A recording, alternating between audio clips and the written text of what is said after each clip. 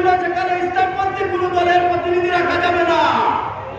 তার পরবর্তীতে আমরা দেখতে পেয়েছি বিগত 16 বছর ইসলামপন্থী নেতৃবৃন্দের উপর কিরকম হামলা জুলুম মামলা চালিয়েছে। সংগ্রামী সিলেটবাসী তৎকালীন সভাপতি সিলেট মহানগর ডক্টর নুরুল ইসলাম বাবুল ভাইয়ের উপর সেই কোর্ট কাউন্টের কিরকম ন্যাক্কারজনক হামলা চালিয়েছিল। আমরা ফ্যাসিস্টদের বলতে চাই, তোমরা চেষ্টা করেছিলে নুরুল ইসলাম বাবুল ভাইয়ের কণ্ঠকে থামিয়ে দিতে, কিন্তু আজকে দেখে যাও তাদের কণ্ঠকে থামিয়ে দেওয়া যায় না। আজকে দেখে যাও তারা সেই ময়দানে বক্তব্য দিচ্ছে। ইনশাআল্লাহ ইসলামের বিরুদ্ধে অবস্থান নিয়ে কেউ টিকে থাকতে পারে নাই। ইনশাআল্লাহ আওয়ামী লীগের টিকে থাকতে পারে না এদেশে।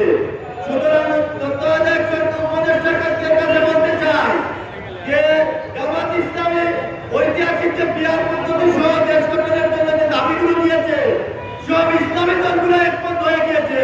কেন আপনারা সেইগুলো বাস্তবায়নে এখনো কাল বিলম্ব করছেন? গাড়ি চালায় সেটা জাতি জানতে চায়। সংগ্রামী উপস্থিতি, আমি আমার কথা